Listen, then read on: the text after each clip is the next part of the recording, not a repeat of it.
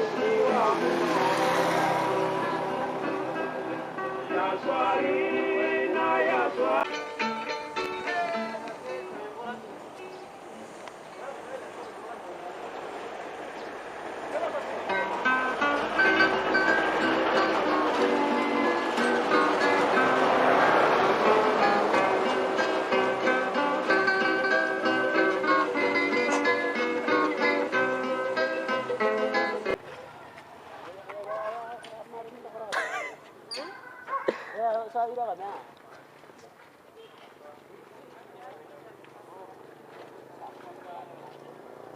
Ini dalam rangka permintaan status. Iya. Kita terus kira di sini semua itu dari data informasi yang di dalam bagaimana kalau kita punya proses sampai selesai.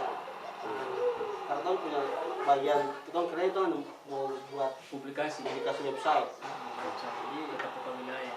Kebetulan itu ini dari universitas Otoges ya. Oh iya, terakhir dari sini. Kita mau terakhir dalamnya.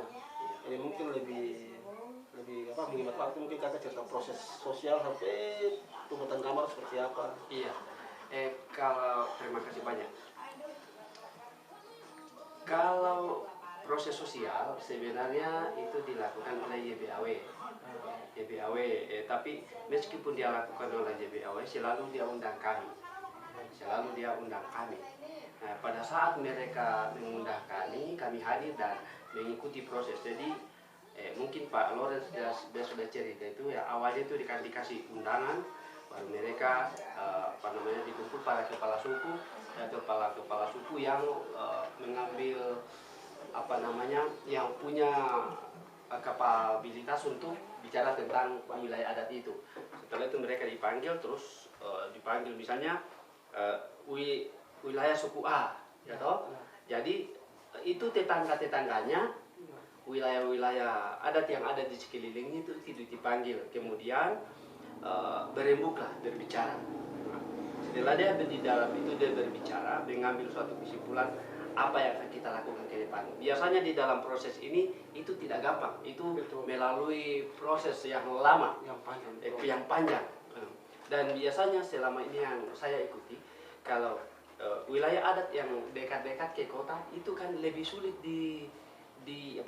sosialisasinya lebih sulit, karena biasanya ini sudah ada muatan politik. Nah, ini yang sulit. Tetapi kalau wilayah-wilayah adat yang agak jauh dari kota, yang masih asli itu lebih mudah. Pengaruhnya ke politik tidak terlalu pengaruh. Meskipun ada sedikit, tapi pemahamannya itu lebih tidak terlalu politik agak jauh. Nah, selanjutnya setelah selesai proses sosialisasi, maka itu dilaporkan ke kami di Kehutanan, dan kemudian kami dari Kehutanan membuat jadwal lagi, baru kami undang lagi yang sudah diundang kemarin itu untuk kapan kita memulai kerja.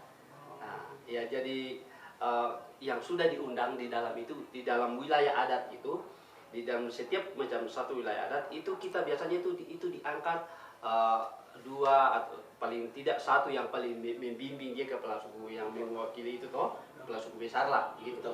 Kemudian mungkin di situ dia angkat dua anggotanya kah, atau di bawahnya dia yang mengetahui persis wilayah adat itu. Kemudian atau biasa juga yang kepala suku yang paling tahu, dia ikut di dalam kita pada saat kita trekking. Jadi pada saat kita pengambilan titik koordinat, kita bersama-sama dengan itu. Dan setiap wilayah yang kita lalui selalu dikonfirmasikan, kan sudah di dalam sosialisasinya sudah dikasih tahu. Jadi kita mulai, misalnya kita ke sana, di sana orang-orang di sana sudah tahu bahwa itu batasnya di sini. Jadi waktu kita lewat kita sudah tahu, kita sudah kasih tahu mana batasnya. Jadi nanti mereka yang kasih tunjuk. Setelah mereka kasih tunjuk baru kita tinggal ambil di koordinat. Begitu. Terus kita begitu terus sampai selesai. Nah di dalamnya itu mungkin biasa kita lewat ada macam, akan di sini kan ada macam ada pantangan misalnya. Itu di sana kita tidak boleh lewat ke sana. Jadi itu apa yang mereka bilang kita ikuti saja. Mereka hanya maksudnya dengan tidak membuat masalah dan masyarakat senang, wilayah adat ini selesai. Yang penting bahwa kita selalu kasih tahu inti daripada pekerjaan ini yang jelasnya kan biasa orang biasa dulu kan perang suku kan untuk memperebutkan wilayah. Nah, salah satunya pembentukan wilayah adat ini adalah membuat suatu masalah ini selesai satu, yaitu perebutan wilayah satu. Pernah dulu ditanya dari waktu kan dulu ada biasa kerjasama dengan orang barat, dia tanya dulu, misalnya kalau pas di wilayah itu pas perbatasan dan kemudian di situ mungkin ada tambang. Nah, bagaimana cara membaginya? Ini ditanya kepada bapak-bapak kepala suku waktu itu. Terus dia jawab, dia bilang begini, tidak Bapak, ini kita punya kearifan lokal itu sudah ada. Jadi kalau sudah begitu, itu sudah dibagi dua. Jadi orang-orang tua dari dulu itu sudah tahu caranya begini. Nah, ini. Hanya kalau biasanya itu ada pun misalnya ada konflik itu karena hanya kepentingan diri sendiri. Tapi kalau dia melalui adat yang sebenarnya, dia tidak melakukan seperti itu. Nah, begitu. Jadi dia pun begitu Om. Dan setelah itu kami selesai ambil itu titik koordinatnya kan, kami bawa ke kantor baru digitasi lagi, kemudian kami print. Nah, kebetulan di kantor mungkin sudah ada lihat di bawah kami sudah ada. Itu setelah mungkin kami print dan setelah selesai kami kasih lihat dulu. Setelah di print kami kasih lihat. Hasilnya itu kami undang lagi mereka semua. Dari semua itu yang bicarakan tadi itu wilayah adat yang kami ukur, kemudian wilayah adat sekelilingnya, kepala-kepala suku yang berkepentingan kami undang, kemudian kami kasih lihat kembali, kami kasih tampilkan. Nah, setelah dia kami tampilkan, kita lihat. Baru kita mulai lagi cerita. Apakah sudah persis dengan yang kita ambil ini atau masih ada perubahan? Nah, kalau masih ada perubahan, sesuai dengan kesepakatan mereka, kita turun ambil lagi. Wilayah adat di mana, masalahnya apakah mungkin tergeser sebelah kiri atau ke sebelah kanan. Mereka tunjuk pas ya sesuai dengan kesepakatan mereka, baru kita kembali lagi ambil di koordinat ulang. Baru kita digitasi lagi, baru print, kemudian sampai sesuai dengan yang mereka inginkan. Iya. Mungkin dong ada bapak-bapak dong pada lihat gambarnya di kantor? Sudah.